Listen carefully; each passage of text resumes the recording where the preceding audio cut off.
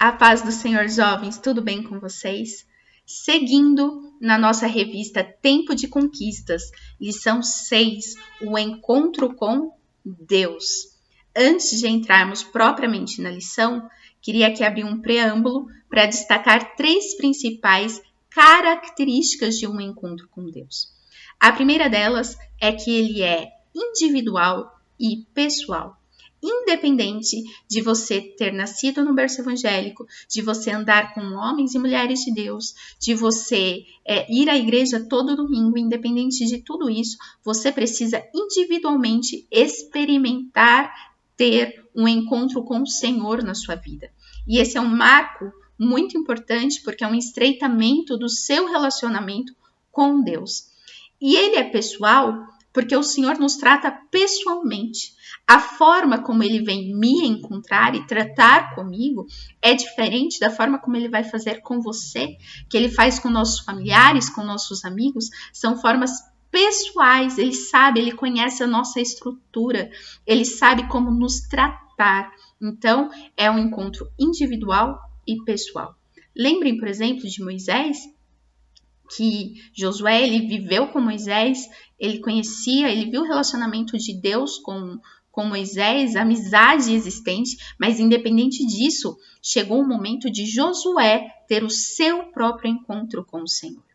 A segunda característica é que o encontro ele é espiritual e não físico. Em que sentido? Nós não dependemos de local, de evento, de hora e nem de pessoas para que esse encontro aconteça. Ele depende apenas de Deus e você.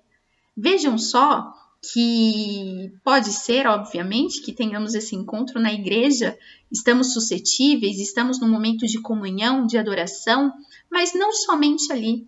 Pode acontecer no silêncio do seu quarto, pode acontecer numa cela de prisão, em leitos de hospitais, pode acontecer em qualquer lugar e de qualquer forma, porque é um encontro espiritual e não físico, no sentido que nós explicamos.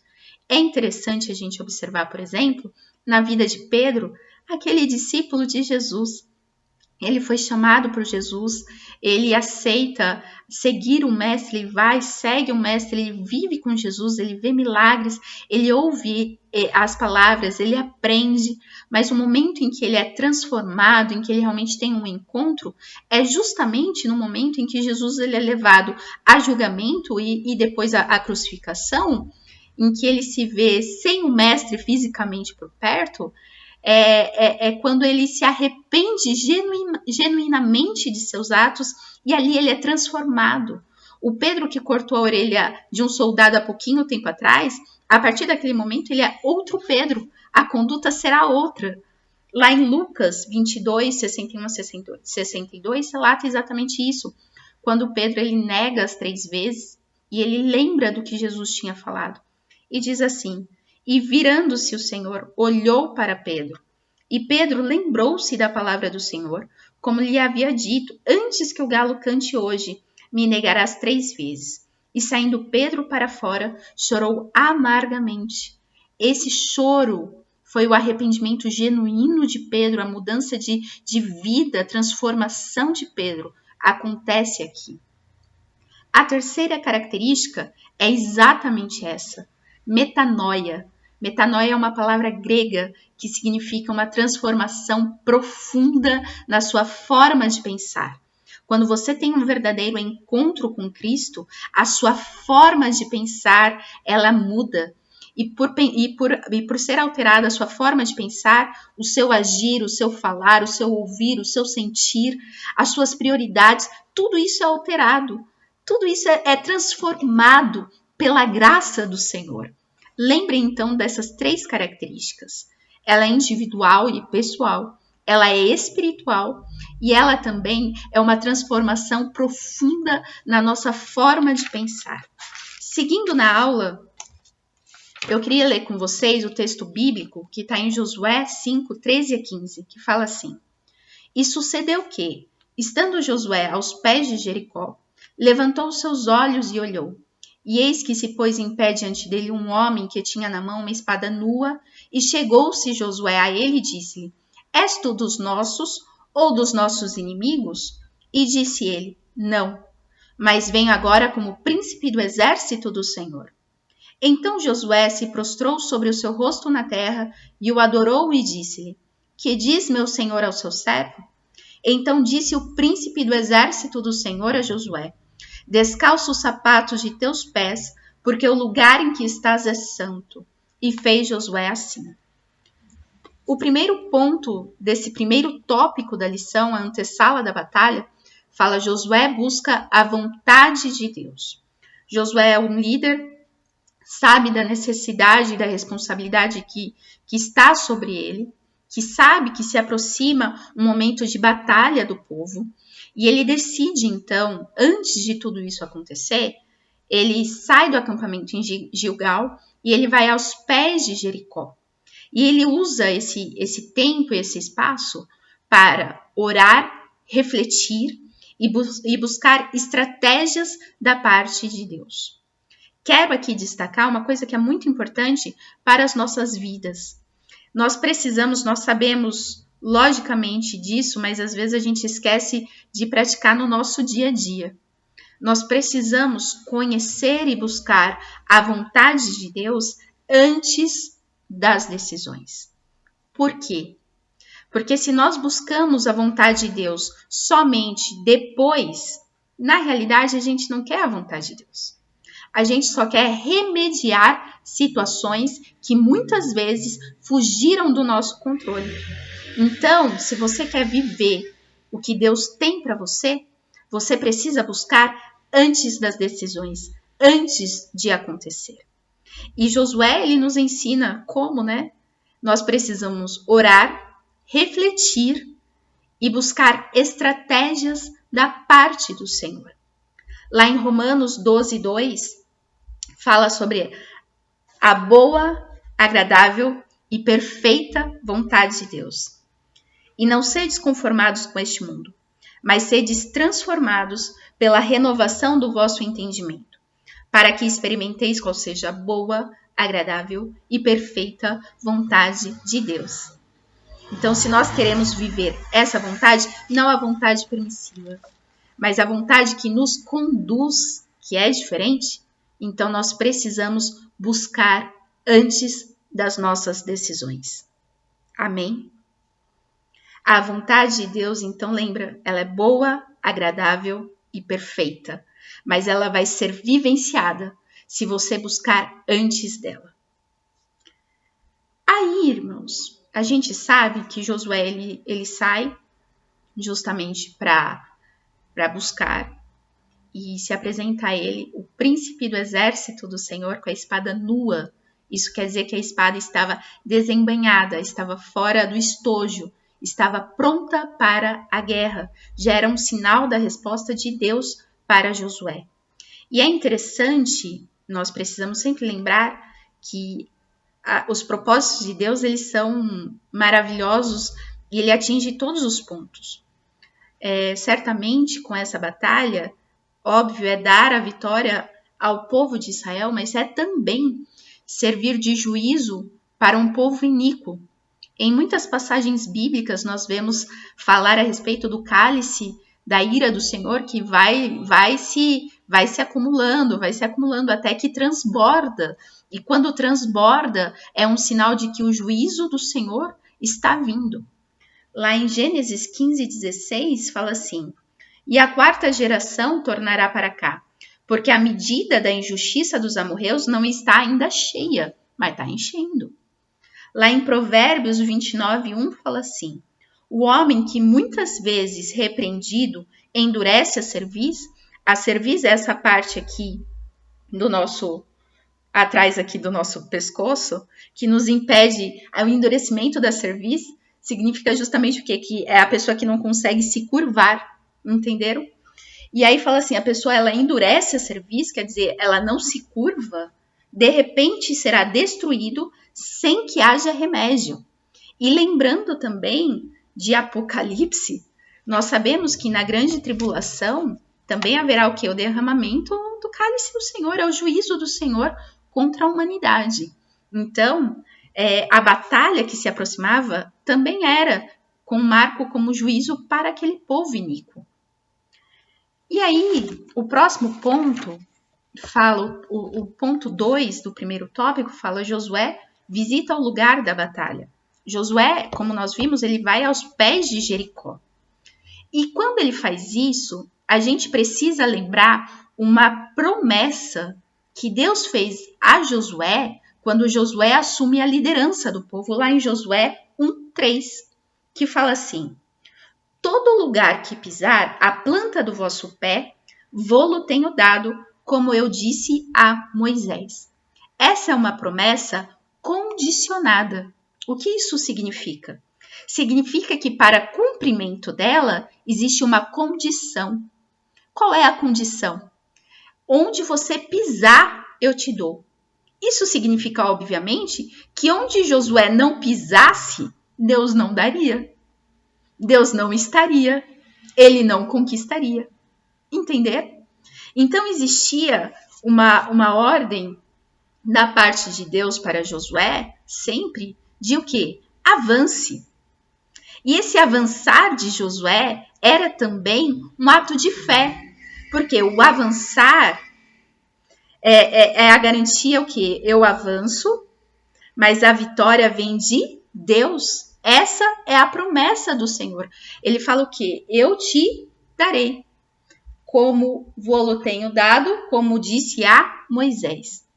Então, é uma promessa condicionada, e o avançar como um ato humano, mas o conquistar como uma consequência divina. Lembrem sempre, o comodismo, ele nos impede de conquistar. Se Josué se acomodasse naquele local, se Josué decidisse não prosseguir, não haveria conquista. Mas Josué ouviu a promessa, creu, e por isso ele tinha por certo que era necessário o quê? Avançar. Então Josué, ele visita o lugar da batalha. Nós sempre precisamos lembrar isso. A ação humana, a nossa ação, vinculada, sim, claro, na fé e na promessa que nos foi feita pelo Salvador, por nosso Senhor, revela a nossa dependência da sua provisão. Nós fazemos. Nós estamos, mas nós fazemos e estamos pelo Senhor. Tudo que existe em nós que seja sempre para glorificar o teu santo nome. Temos que ter isso em mente. Aquilo que você é, aquilo que você será, aquilo que você tem, aquilo que você virá a ter, virá a conquistar sempre, sempre será pelo Senhor. Amém? Sempre será pelo Senhor. Josué, quando ele vai lá, ele também busca uma visão estratégica.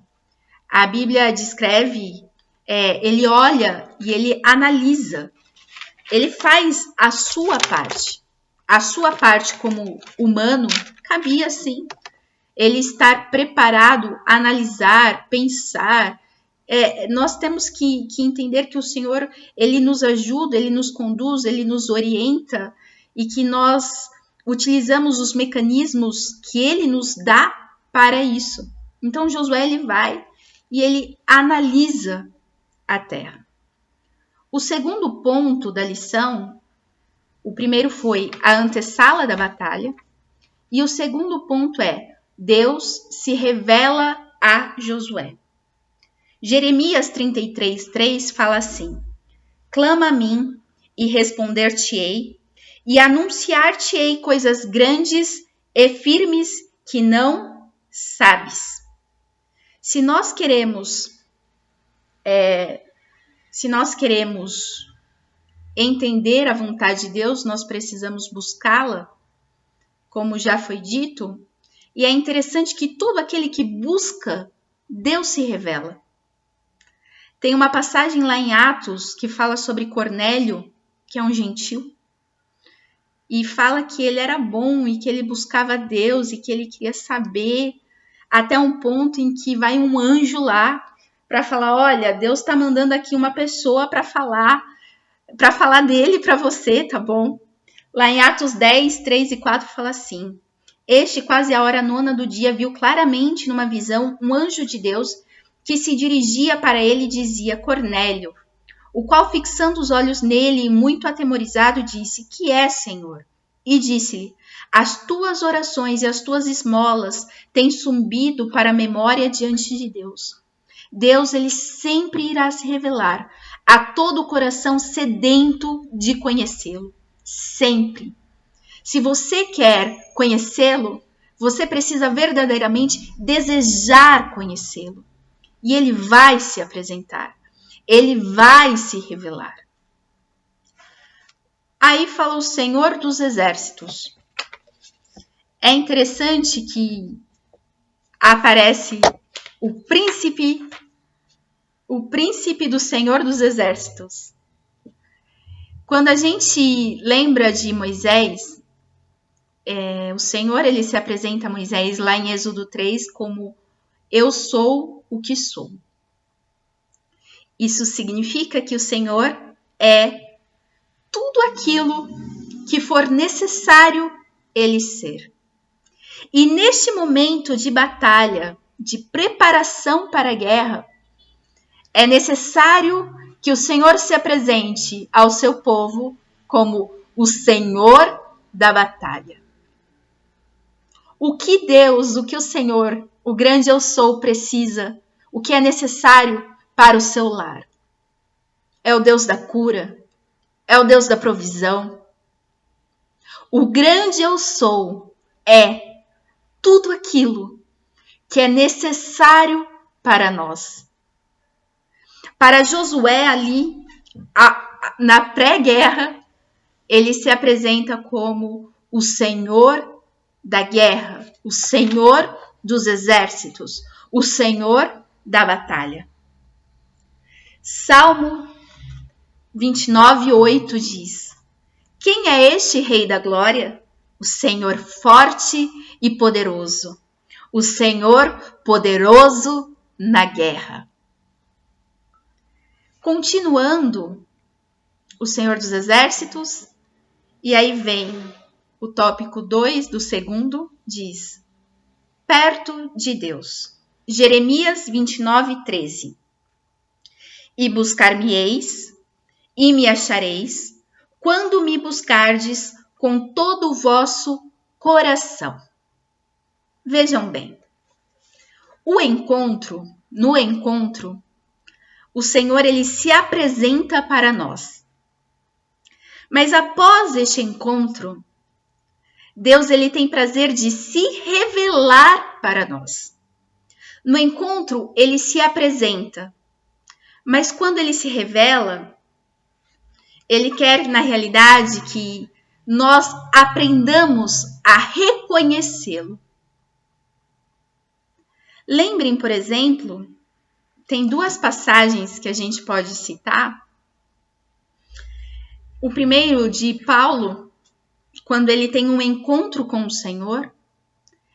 Nesse encontro, Jesus ele se apresenta, ele fala quem ele é. Após esse encontro, inicia-se na vida de Paulo um processo de conhecimento, porque ele sabe quem é. Ele está, lembra que a gente falou da transformação da mente? Ele está com a mente transformada e preparada para vivenciar aquilo que Jesus tem a revelar para ele.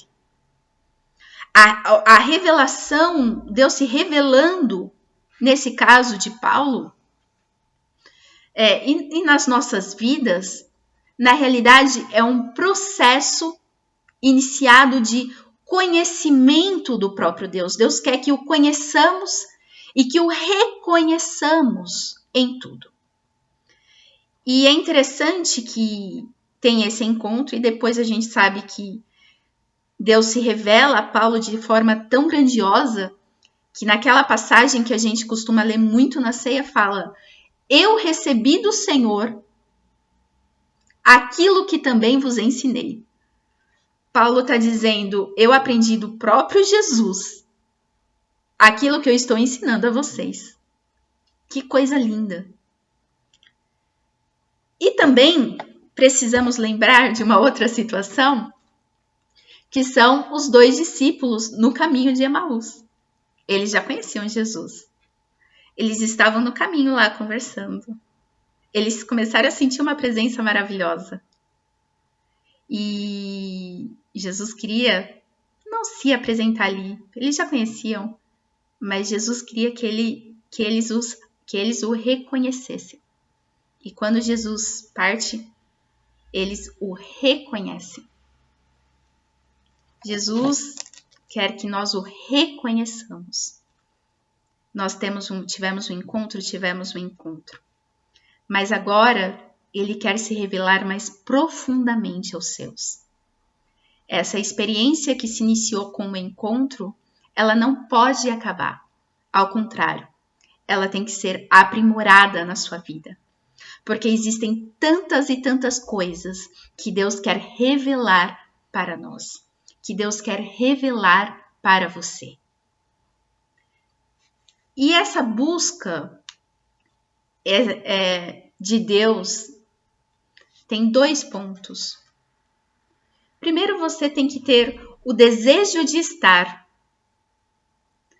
o desejo de saber, o desejo de conhecer.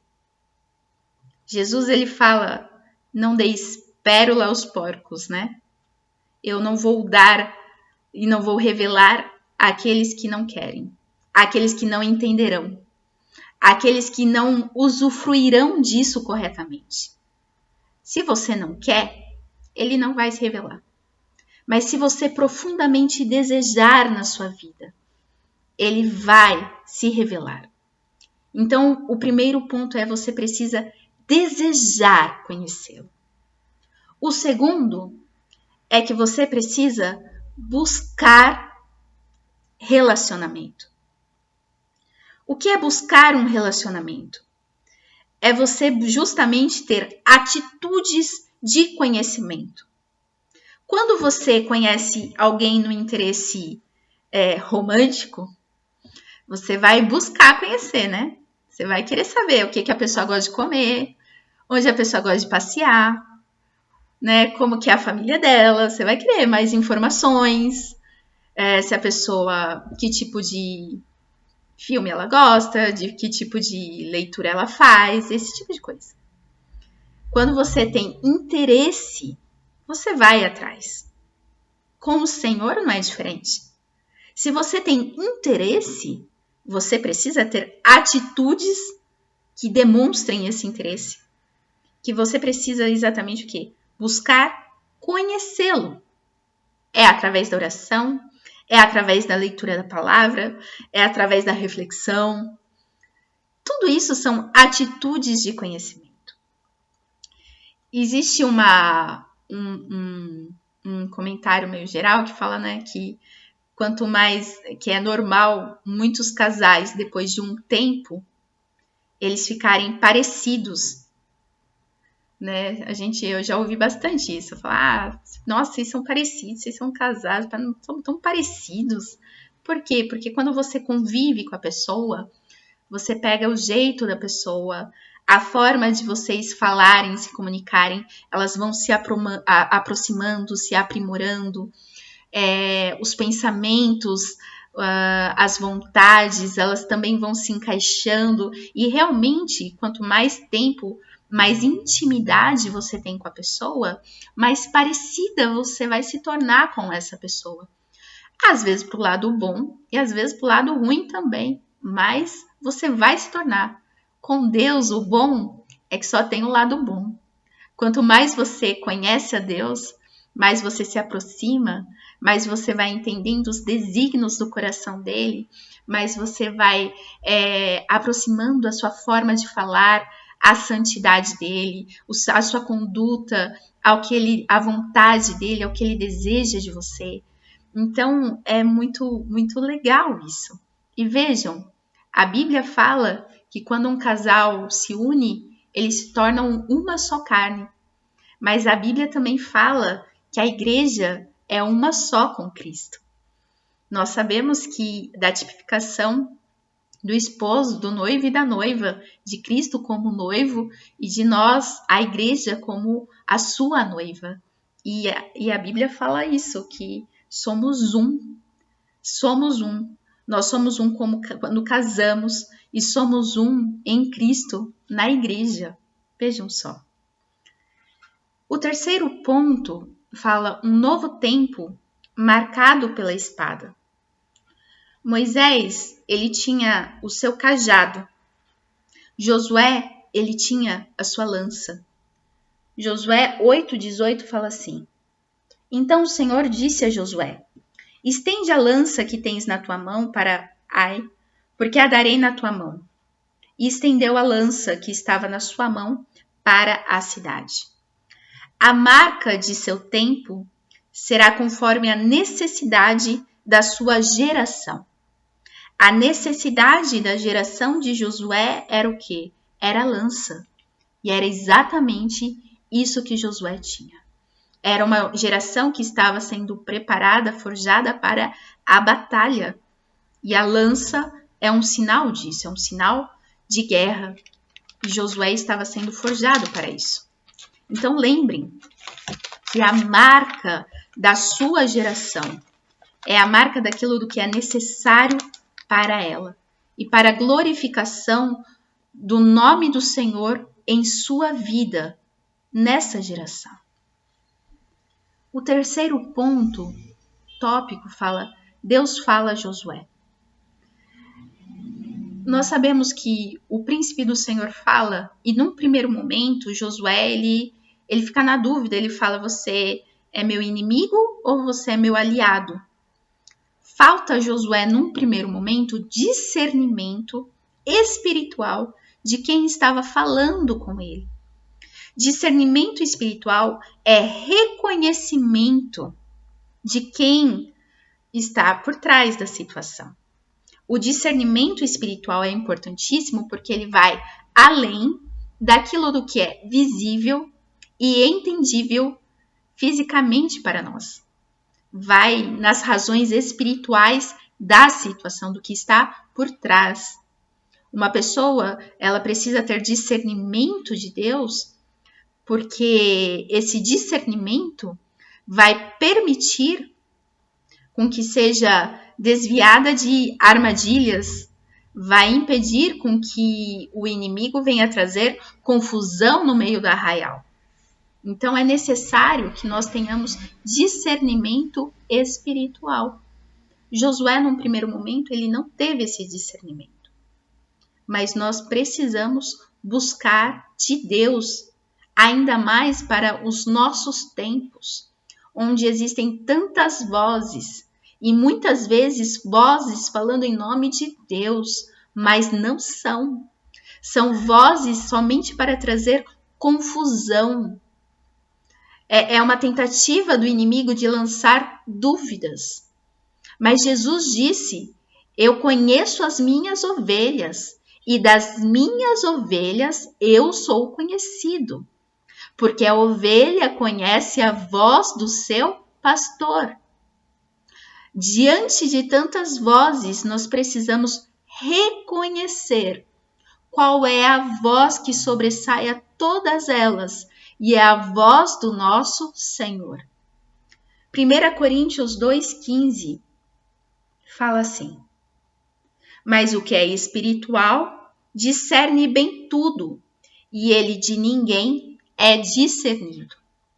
O discernimento espiritual vai permitir você a definir 3 coisas: o que é de Deus, o que é do maligno e o que é emoção humana.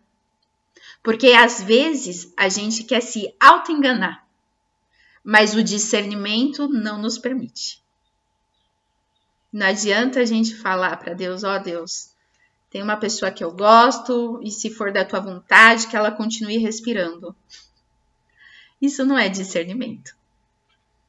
Porque no discernimento, muitas vezes, você vai ter que abrir mão da tua vontade pessoal para viver a vontade de Deus. Nós temos interesses, vontades que são nossas, e elas são aprimoradas para aquilo que Deus tem para nós. A nossa mente é humana, limitada, ela é falha, ela enxerga só o limite do nosso campo de visão, nada além disso. Mas Deus, ele vê além. No discernimento nos permite que sejamos guiados em nossas atitudes para o além de Deus. Continuando, conforme o texto que a gente leu, quando se apresenta Josué, o príncipe do exército do Senhor, Josué reconhece a presença de Deus e Josué o adora. Josué adora no reconhecimento da presença do Senhor naquele lugar. Ao reconhecer, ele adorou. A adoração é render glória ao único que é digno de receber toda a glória, ao nosso Senhor Jesus Cristo. No Antigo Testamento, existe uma palavra chamada teofania, que refere-se às manifestações de Deus no Antigo Testamento, seja através de pessoas, de objetos. Mas no Novo Testamento, o próprio Jesus, ele é a revelação perfeita de Deus. É muito bonita a passagem de Jesus com a mulher samaritana, que fala exatamente a respeito dos verdadeiros adoradores. Lá em João 4, 23 e 26, que fala assim. Porque ela fica na dúvida e ela fala, e agora o que eu faço, como eu adoro? E ele fala, mas a hora vem e agora é, em que os verdadeiros adoradores adorarão o Pai em espírito e em verdade. Porque o Pai procura tais que assim o adorem. Deus é espírito e importa que os que adoram o adorem em espírito e em verdade. A mulher disse, eu sei que o Messias que se chama Cristo vem. Quando ele vier, nos anunciará tudo. Jesus disse-lhe, eu o sou, eu que falo contigo. Uma vez numa aula com o pastor Caramuru Francisco, ele explicou que tudo aquilo que tem hora, dia e forma para acontecer é um rito. Nós, como adoradores, nós não temos dia, hora e nem forma. Quando estamos no culto, e a Bíblia nos ensina a importância da liturgia, sim. Mas o nosso dia de adoração não é domingo. Aliás, é domingo, mas é também segunda. É também terça, quarta, quinta, sexta e sábado. É sim durante o horário do culto, mas é também às 24 horas de todos os demais dias da semana. Nós temos livre acesso ao Pai para o adorar em espírito e em verdade, porque Ele merece que lhe rendemos glória e adoração. Ele é o único digno de recebê-la. E aí, o príncipe fala para Josué, tira a sandália dos teus pés, porque o lugar em que estás é lugar santo. E Josué o faz. Tirar a sandália dos pés é um sinal de reverência. É um reconhecimento de que ali é tão santo aquele lugar, é de tal forma assim, tão forte essa santidade ali, que é necessário prestar reverência ao Senhor. O sentido principal de tirar a sandália é a reverência ao lugar em que estava, porque era um lugar cheio da glória de Deus, da presença de Deus ali, sendo revelada a Josué. E é assim, nesse momento, que a gente encerra a nossa aula lembrando que a santificação sempre foi, no Antigo e no Novo Testamento, a vontade de Deus para o seu povo. Nós queremos viver, nós queremos conhecer, nós queremos ter um encontro, mas lembre-se, para tudo isso, nós precisamos sempre, em todo momento, até o fim dos nossos dias, nos santificar, nos separar, nos consagrar, estar realmente prontos, desejar ver o nosso Mestre. Hebreus 12:14 diz: segui a paz com todos e a santificação, sem a qual ninguém verá a Deus.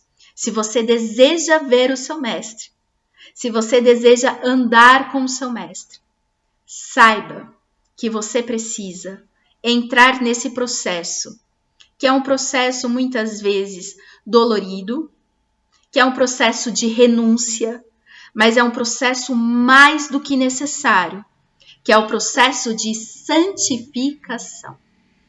Nós devemos ao nosso Deus santificação, reverência, porque Ele é merecedor.